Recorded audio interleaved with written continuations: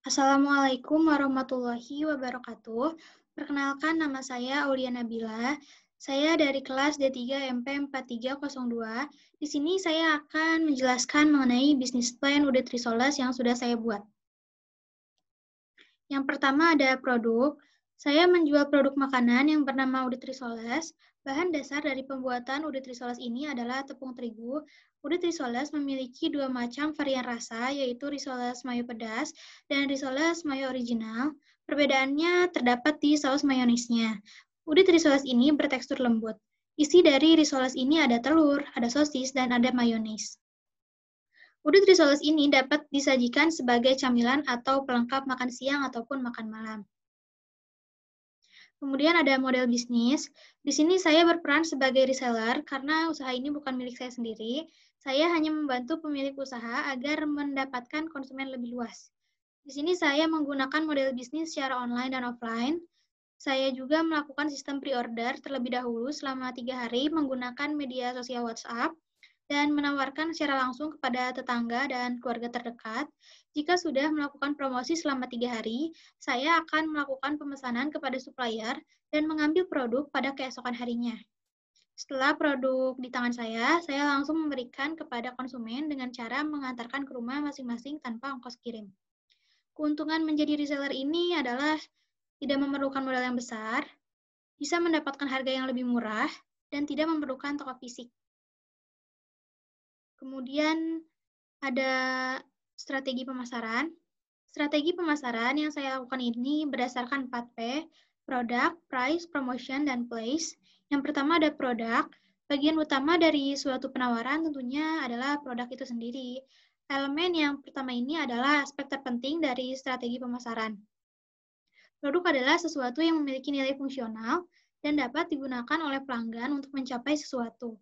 Produk saya dapat dibedakan berdasarkan mutu atau kualitas, ukuran, desain, dan kemasan lebih dibanding pesaing.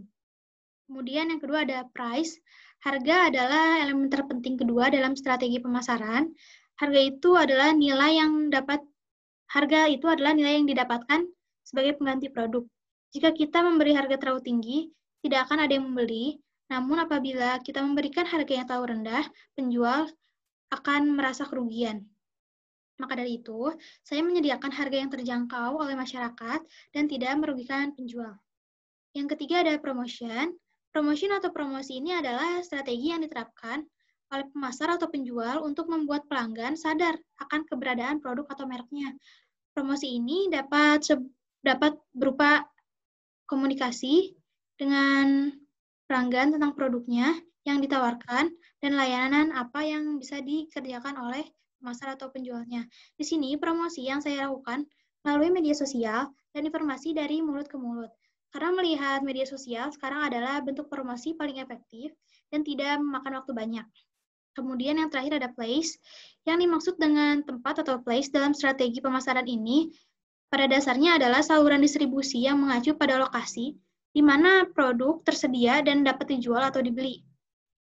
Sistem distribusi yang saya lakukan dapat secara langsung kepada konsumen atau melalui pedagang perantara seperti warung-warung kecil. Kemudian ada bisnis model kanvas. Yang pertama ada key partner. Key partner dari bisnis saya itu ada pedagang Udit Risoles sebagai supplier, kemudian ada warung sebagai tempat menitipkan risoles yang akan saya jual. Key activities dari bisnis saya ini yaitu membeli Udit Risoles dengan cara datang langsung ke tempat pembuatannya, kemudian memberikan promosi kepada segmen yang ditargetkan, memberikan pelayanan yang cepat dan ramah, dan yang terakhir menjalin komunikasi yang baik dengan pelanggan dan supplier. Key resource dari bisnis saya ini yang pertama ada handphone, yang kedua ada sumber daya manusia atau saya sendiri, dan customer relationship dari bisnis saya ini kontak person via WhatsApp. Jadi saya kebanyakan berkomunikasi dengan konsumen itu melalui aplikasi WhatsApp. Value proposition dari bisnis saya, yang pertama ada memiliki cita rasa yang berbeda dengan risoles dan makanan ringan yang lainnya, memiliki nama yang unik yaitu Udit Risoles, memiliki dua varian rasa yang sesuai dengan lidah konsumen Indonesia yang rata-rata menyukai pedas dan gurih. Kemudian harga yang terjangkau.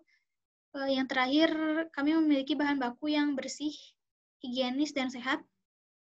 Kemudian ada channels. Channels yang saya gunakan adalah WhatsApp dan Warung.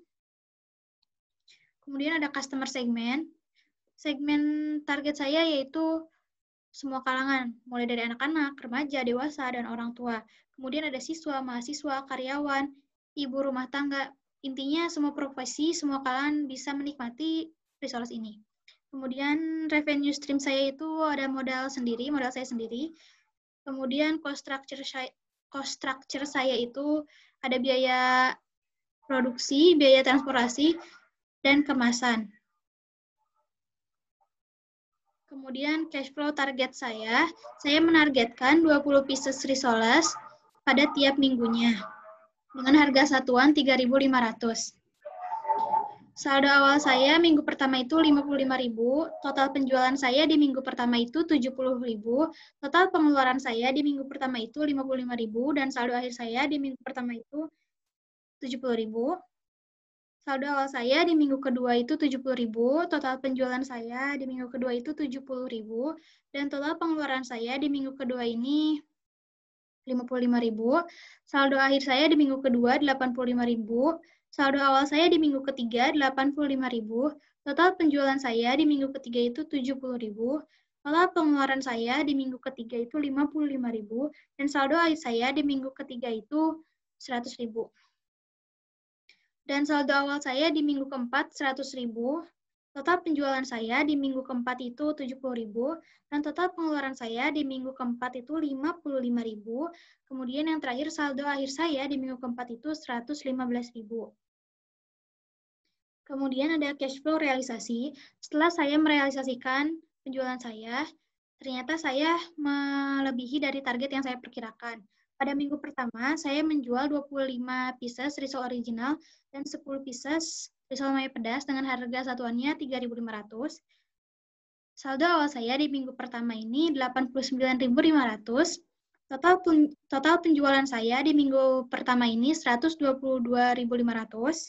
Total pengeluaran saya di minggu ke-1 ini 89.500. Dan saldo akhir saya di minggu ke-1 ini 122.500. Saldo awal saya di minggu kedua 122.500, total penjualan saya di minggu kedua 129.500, dan total pengeluaran saya di minggu kedua ini 93.500, dan saldo akhir saya di minggu kedua ini 158.500. Kemudian di minggu ketiga, saldo awal saya 158.500, total penjualan saya di minggu ketiga 105.500, 105.000, total pengeluaran saya di minggu ketiga 79.500, dan saldo akhir saya di minggu ketiga 184.000. Kemudian yang terakhir, saldo awal saya di minggu keempat 184.000, total penjualan saya di minggu keempat 70.000, dan total pengeluaran saya di minggu keempat 59.500, dan saldo akhir saya di minggu keempat 194.500. Jadi intinya setelah saya merealisasikan penjualannya, semuanya itu melebihi dari target. Terima kasih, maaf bila ada penjelasan yang kurang tepat atau kurang jelas, mohon maaf. Wassalamualaikum warahmatullahi wabarakatuh.